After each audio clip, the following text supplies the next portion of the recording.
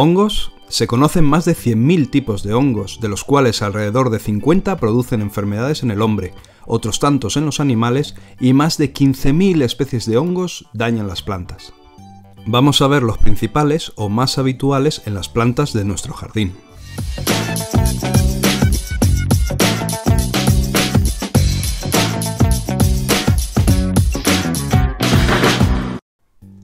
Los hongos están presentes en cualquier jardín y, dadas sus características, son capaces de pasar por diferentes fases mientras esperan su oportunidad, o sea, las condiciones adecuadas para atacar a las plantas.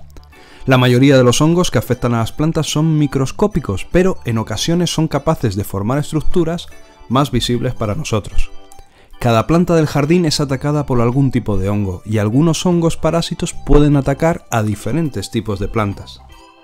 Vamos a dividir los hongos que vamos a ver a continuación en 4 grupos: hongos foliares, hongos vasculares, hongos de la madera y hongos productores de chancros. Una de las principales vías por las que se extienden las enfermedades fúngicas en nuestro jardín es la falta de limpieza de las herramientas. Así, si usamos unas tijeras de poda primero en una planta enferma y después en otra sana, estamos transportando los hongos a la planta sana.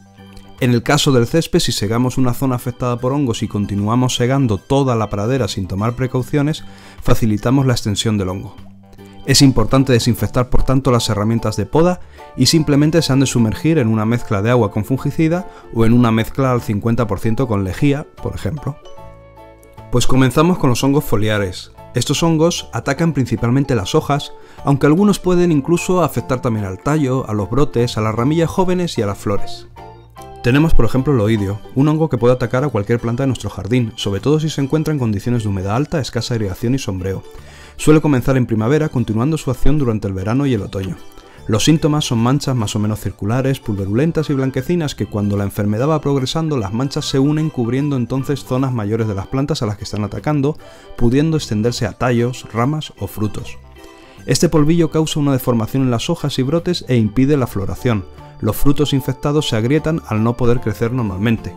Desarrollamos más a fondo esta enfermedad y su tratamiento en otro vídeo consejo. La roya es una enfermedad causada por hongo de difícil curación y que aparece en tiempo húmedo y condiciones favorables, especialmente en primavera y otoños húmedos. La roya puede ser negra, marrón, amarilla y naranja, como la que ataca al rosal, por ejemplo. Las royas de principio de año suelen ser de color naranja, mientras que las del resto suelen ser marrones.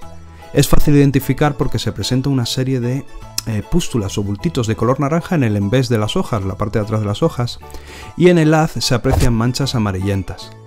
Las hojas atacadas terminan por caer y la planta se debilita. En ramas y brotes nuevos pueden aparecer unas manchas rojas. Para combatirlas se realizan los mismos tratamientos que se hacen para los demás hongos foliares, oidio, mildio, y también hay productos específicos para la roya.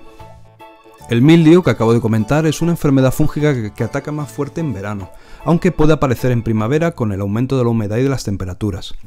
Puede atacar a muchas plantas, prefiriendo plantas jóvenes y las que crecen en entornos húmedos. Al principio se aprecian manchas de color verde claro en el haz de las hojas, en la parte de arriba de las hojas, pero que en la parte inferior han desarrollado una especie de pelusilla fúngica de color blanco grisáceo y a veces incluso también púrpura. Las hojas luego se vuelven amarillentas y más tarde marrones. Los síntomas pueden confundirse a veces con el oidio. La fumagina o negrilla es un hongo no parásito que se observa como un polvo seco negro sobre el haz de las hojas, tallos y frutos. El daño es más estético, pero también limita la entrada de luz y de aire en las hojas, afectando el vigor general de la planta, que se debilita. Este hongo se asienta sobre la melaza, esa sustancia azucarada que excretan los pulgones, la cochinilla, las moscas blancas. Te hablo con más detalle de este hongo y de su tratamiento en otro vídeo consejo. La botrytis es un hongo que parasita flores, frutos, hojas y tallos tiernos y los mata. Este hongo es capaz de vivir en cualquier tipo de materia vegetal, viva o muerta, por lo que sus esporas están siempre presentes en el aire. Genera podredumbre blanda, llamada podredumbre gris, viéndose primero una marchitez de los órganos afectados que aparecen láceos, amarillentos o verde pálido, y si miramos al detalle se ven vasos negros en las bases de las hojas y de los tallos. En condiciones de humedad favorables se podrá observar las fructificaciones de los hongos en forma de diminutos arbolillos de colores grisáceos y aspecto pulverulento. Cuando el ataque en los tallos progresa, muere la planta. En ataques leves solo producen muertes parciales de la planta. Para controlarlo, lo mejor es prevenir, ya que sus ataques son muy agresivos y se propaga con rapidez, debiéndose controlar la humedad excesiva. Se deben eliminar todas las partes muertas y afectadas de la planta, cortando por una parte de tejido sano. En cuanto a la atracnosis, son varios los hongos que la provocan, y los síntomas pueden variar según la planta y el tipo de hongo. Uno de los síntomas más comunes es la aparición de manchas marrones principalmente en las hojas, alrededor de los nervios. Las hojas se secan y se produce una defoliación importante en primavera y verano cuando no toca. También puede afectar a tallos, yemas y frutos provocando su seca, y en los casos más graves puede morir la planta entera. Son bastante conocidos, por desgracia, la anthracnosis del plátano y la anthracnosis del castaño. Para hacer un tratamiento no se conocen productos químicos eficaces por pulverización, sin embargo sí que funcionan muy bien los tratamientos con endoterapia, poniendo inyecciones en el tronco, que también tenemos un video consejo donde te hablo de esto. Ahora pasamos al segundo grupo que habíamos hecho, los hongos vasculares, que son los que llegan a colonizar los vasos circulatorios de las plantas, provocando la marchitez y muerte de la planta o de parte de ella. Para saber con seguridad si son estos hongos los que están atacando a nuestras plantas, es necesario un análisis de laboratorio, ya que suelen actuar en asociación con otros agentes y es difícil por tanto su diagnóstico. Se combaten también con endoterapia. Es conocida la verticilosis, un hongo vascular que ataca a más de 300 especies vegetales, causando decoloración y enrollado en las hojas, pudiendo llegar a matar a las plantas. Suele infectar las plantas y árboles a través de las raíces. Los árboles afectados pueden tener escaso follaje y ramas muertas, así como brotes que no logran abrir en la primavera.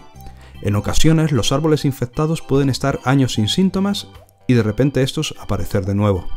Unos árboles consiguen sobrevivir durante muchos años y otros mueren al primer ataque. También es conocida la grafiosis del olmo, hongo vascular que ataca a olmos y también celcoba. Para propagarse necesita un insecto conocido como barrenillo del olmo y es de difícil curación, produciendo la muerte del árbol. En grupos de árboles también puede transmitirse por las raíces. El primer síntoma son hojas amarillas en la copa, que serán ramillas secas de color pardo rojizo con las hojas abarquilladas. Al cortar estas ramas se aprecian anillas de manchas pardo oscuras. Para combatirlo es necesario toda una lucha integrada, poniendo en práctica toda una metodología, y aún así la curación es muy complicada. El tercer grupo son los hongos de la madera, que son un gran grupo de hongos en las plantas que viven a expensas de la lignina y de la celulosa de la madera, y se denominan hongos xilófagos o agentes de pudrición. Las heridas son los lugares más comunes de la infección, ya sea por motivos naturales, granizo, heladas, insectos, o provocadas por podas, por zanjas, por cambios de nivel del suelo, por obras, etc. Tenemos hongos de la madera que causan pudrición blanca, marrón o blanda. La mayoría de estos hongos en los árboles de hoja caduca causan pudrición blanca, degradando antes la lignina que la celulosa, por lo que deja la madera de un color pálido. Hay muchos menos hongos que causen la pudrición marrón, y la mayoría atacan a las coníferas. Estos hongos atacan la celulosa y queda la madera marrón como causa de la descomposición y la lignina modificada resultante. La pudrición blanda la causan hongos descomponedores principalmente de celulosa y dejan la madera blanda al crear cavidades microscópicas. Es difícil distinguirla de la pudrición blanca. Para identificar si hay ataque de hongos en la madera, debes observar si en el tronco del árbol hay setas, champiñones, cavidades abiertas, evidencia de pudrición y actividad o nidos de hormigas, pájaros o mamíferos. Y en cuanto a su tratamiento, no existen métodos de curación para este tipo de hongos. La habilidad en identificar el tipo de hongo y el grado de infección llevará a tomar decisiones sobre si basta con ir haciendo un seguimiento o se debe eliminar el ejemplar. Lo mejor entonces es, como siempre, la prevención, tanto al realizar las podas como en el mantenimiento de las plantas. Por último tenemos los hongos productores de chancros. Los chancros en las plantas son úlceras o heridas abiertas que se presentan en troncos y especialmente en ramas. Es un área limitada muerta del tronco o rama que suele ser síntoma de enfermedades producidas por varios hongos, aunque también existen chancros producidos por bacterias, bastante habituales en árboles frutales. En el artículo del blog que contiene este vídeo te dejo el tratamiento tanto con productos químicos como con productos naturales. Hay varios que son más importantes o más conocidos. Quizás te suene la Phytophthora. Hay varias especies de este hongo de Phytophthora que pueden afectar tanto a la parte aérea como a las raíces de las plantas, aunque su principal actividad se centra en el cuello de la raíz y en la raíz. Son hongos que viven en el suelo y con el agua del riego o la lluvia pueden encontrar las condiciones adecuadas para atacar las raíces de la planta. Su nombre viene del griego fitón, planta, y tóftora, destrucción. Lo que queda claro entonces es que es un organismo que causa un gran daño a las plantas. También te puede sonar el Ceridium cardinale, o quizás no tanto por el nombre, pero sí por las manchas típicas en los cipreses y en los setos de ciprés. Afecta principalmente a los cipreses y también a los lilandis, a las tuyas, a los juniperus, Chemorceparis y Cryptomeria japonica. Produce graves daños tanto en setos como en ejemplares aislados y puede infectar la planta a través de cualquier herida por pequeña que sea, incluso por la picadura de un simple insecto. Los cipreses bien cuidados, aunque parezca lo contrario, que están bien regados y abonados, están más expuestos a presentar heridas naturales y por tanto a la infección de este hongo. Los cipreses que crecen en suelos secos, más pobres y que por tanto tienen menos vigor, están menos expuestos al hongo. La humedad ambiental por encima de un 80% ya facilita el desarrollo de este hongo y también son más susceptibles los setos que se recortan periódicamente. Por último, he querido incluir también en este vídeo la gomosis. En realidad se trata de una exudación de goma, una materia viscosa de color ámbar que al principio es blanda pero que en muchas ocasiones se endurece con el contacto con el aire y que nos indica que la planta está sufriendo alguna alteración que no es normal, causando una pérdida de savia que la debilita y que puede deberse a varios factores. Uno de ellos, y por eso lo he puesto en este vídeo, es la presencia de hongos, pero también puede ser por otras muchas cosas como presencia de bacterias, de insectos, falta de agua nutrientes, exceso de agua, poda mal ejecutada, injertos deficientes. O sea que la gomosis, no sé, bueno, por ejemplo en cítricos suele ser producida por la Phytophthora y aparece generalmente en la base del tronco, mientras que en árboles de hueso el daño puede aparecer en cualquier parte del tronco. Para combatir la gomosis, por tanto, primero hay que saber identificar cuál es el agente que la está causando. Si te gustó el vídeo, puedes apoyarnos con tu me gusta y compartirlo en las redes sociales. Muchas gracias.